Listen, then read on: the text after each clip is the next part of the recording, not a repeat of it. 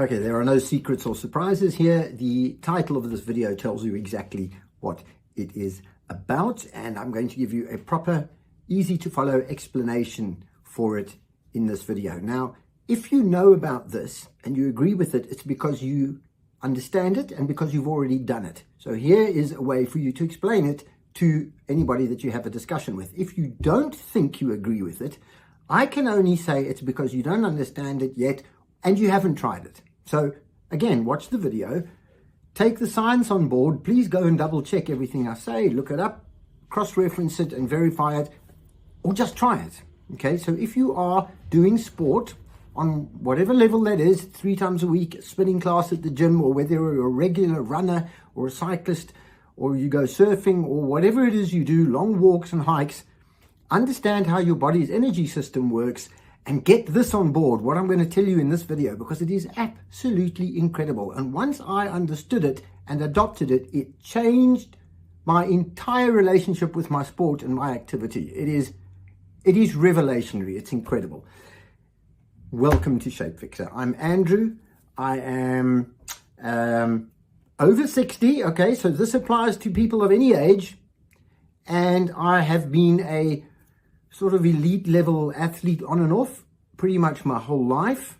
I went through moments where I wasn't, and I put on weight, and I had health issues as I got older. But right now, at the age of 61, I'm in really good health. I'm really fit, and I'm doing a huge amount of sport. And quite honestly, I'm able to do things that I almost want to say shouldn't be possible. And that is according to the way we used to think our energy systems worked. So, bottom line is, you don't need sugars. That means you don't need carbohydrates. Now, I think there's a general acceptance in society now, or it's certainly becoming more accepted, that you don't need carbohydrates at least as much as we used to think. And a lot of people are on a low carbohydrate diet. And I went that way, and I got a lot of health benefits from being on a ketogenic or low carbohydrate diet. But I was still using carbohydrates for my sport, because my logic was that I need more energy than most people, and therefore I need to make sure that I still get enough sugars or carbohydrates. Same thing, because that's what carbohydrates break down into sugar, and your body burns the sugar for energy. So that makes sense that you would need it for your sport. And we've believed this for decades. And people who run or cycle or do any kind of endurance sport, people who go to the gym for a 1-hour workout, will take a bottle with some kind of sports drink in it, or take a gel or an energy bar. And people who run marathons and do Ironman, it gets really complicated, knowing exactly when to take what and how much, and so that they don't bonk or hit the wall, or whatever the latest expression is for just running out of energy and having to slow down. So I'm going to talk about my personal experience, because it's a great example and I'm very familiar with my own circumstances, and then we will see how that applies generally, and talk about the science so that you can see that it actually makes perfect sense according to your metabolism, your physiology, and the way your body works. Right, so I am on a very, very low carbohydrate diet. In fact, I'm on the lowest carbohydrate form of a ketogenic diet that there is, and that is the carnivore diet. Now, you don't have to be on a carnivore diet to be able to make this work for you. My point is that this is the most extreme ketogenic diet you get, and it still works. Okay, so you don't need any sugar for your sport. I have 1 meal a day sometimes, other times I might have 2 meals a day. But either way, my first meal is usually 2 or 3 o'clock in the afternoon. I may or may not have dinner at 8:30. It just depends whether I'm hungry or not. And if I'm not hungry, I don't bother. I never have breakfast. I eat nothing in the morning at all. And yesterday, I got up, I had no breakfast because I wasn't hungry. I didn't need any breakfast. And I went out and trained on my mountain bike. And I did 50 miles, 80 Ks, with over 1,000 meters, over 3,000 feet of climbing, really tough route, hard work, took me almost 4 hours, no breakfast, no carbohydrates, no sports drinks, no gels, no energy bars, no supplements, nothing. Water with electrolytes or salts, because you need the salts and you need the water because you sweat a lot and you need to keep your electrolytes balanced so that you don't cramp. So that we know, that's hydration. No energy, food or drink whatsoever. And on an empty stomach because I hadn't had a breakfast. I was really strong. I was really consistent. I came back. It was a fantastic session. Never had a drop off in power. Never had a drop off in energy. Never got hungry. Had my first meal at 4 o'clock in the afternoon. And that had no carbohydrates in it. That was eggs and bacon. This makes no sense, really. I'm 61. How can I do that? It doesn't make any sense. It makes perfect sense when you understand that your body's preferred energy source is fat, not carbohydrates, not sugar.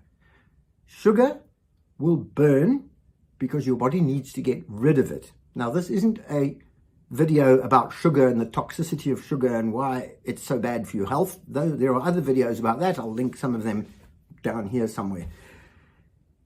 When you are a carbohydrate or sugar-fueled athlete, like most of us have been all our lives, like I was for most of my life, you understand that you've got sugar in your cells, in your muscle cells, from the carbohydrates that you've eaten, and you burn them, and then they run out. So you store excess sugar in the form of glycogen in your muscles, and that glycogen breaks down and releases extra sugar into the cells, and you can keep going. Your glycogen stores run out after something like 80 minutes, so call it an hour and 20 minutes of intense exercise. It's gone. And you are then exhausted and you can't continue. So you have to take more sugar as you go. And because you've got to keep that level up so that you can continue going. And that's a logic that we all understand and we've all believed and accepted. And so we have to be very careful. And if you're running a marathon and you miss a feed table, that 10 minutes that you miss can mean everything, and you just fall to pieces and you can't run and you start walking because you missed your sugar.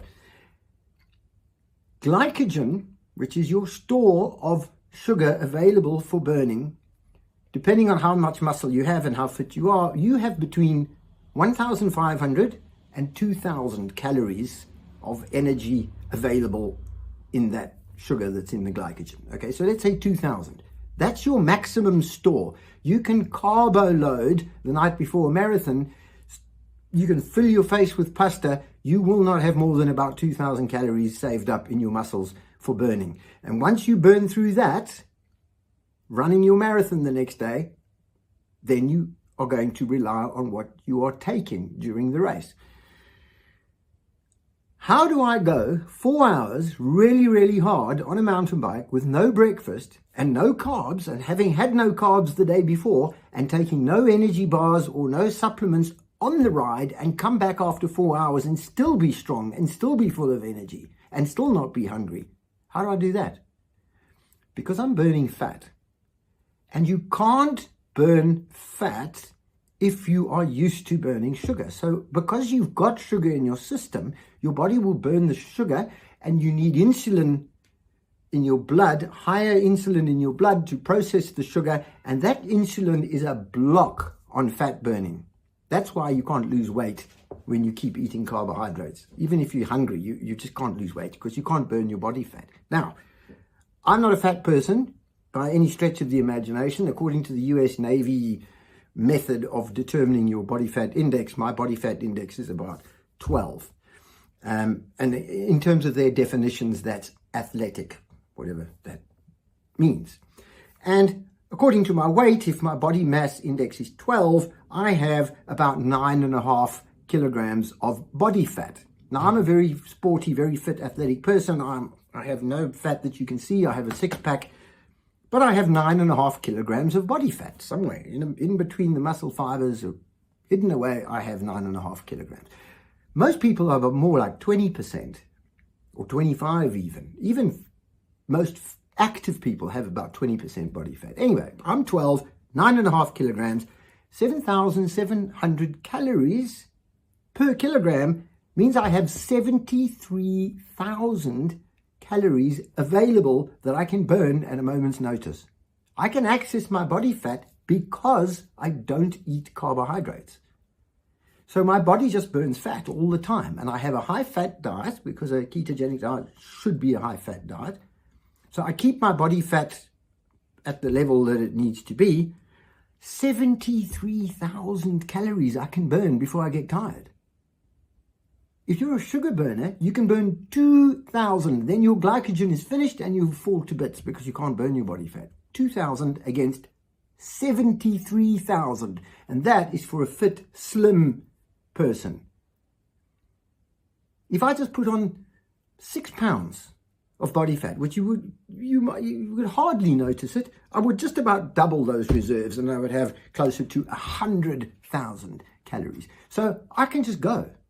I could race. I can go 5 hours, 6 hours, 7 hours. I can just go. I don't have to eat anything beforehand. I don't have to eat anything while I'm doing it.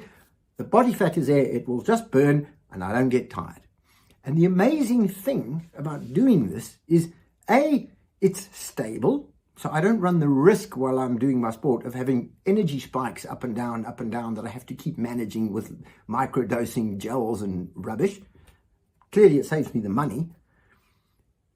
But you recover so well because you don't blow up anyway. So I train like this every day. I can go out and train every single day. I just have no problem with energy supplies. And it is completely revolutionary. And I'm lighter. So I'm 61 now. I don't race at the top level anymore because, quite frankly, I'm not interested. But when I was in my 50s, I was still racing at age group level and came 6th in the world in 2014 in duathlon, which is running and cycling. So I was really at the top of my game as a 50-year-old. I could still run a 10K in under 35 minutes. For those of you who run will understand what that means.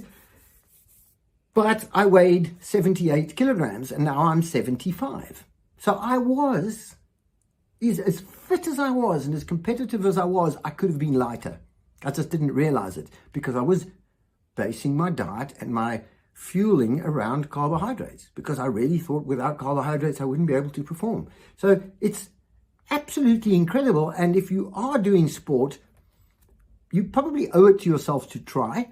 Now, there's a couple of things. One is, if you need to make a drastic change to your diet, you should do it gradually, or if you are doing your sport and you are competing, do it in the off season. So your body has a chance to adapt because it could take several weeks, even a month or two to adapt properly. So you don't want to do that, when you're trying to race and perform.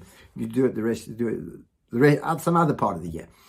But the other thing is that the health benefits that come with cutting the carbohydrates, quite apart from the energy supply, you can perform on carbohydrates or you can perform on fats. Your top level of performance will be the same, except that you'll probably be lighter if you're a fat burner. So by definition, you'll probably outperform. Your recovery is so much better. You can go so much longer. You can just go all day. But the health benefits, you're not going to run the risk of developing insulin resistance, which leads to diabetes and heart disease and dementia and all these other horrible things that start becoming a factor when you get over 50 and certainly when you get beyond 60. So you can be as fit as you like on carbohydrates for several decades and it will catch up with you.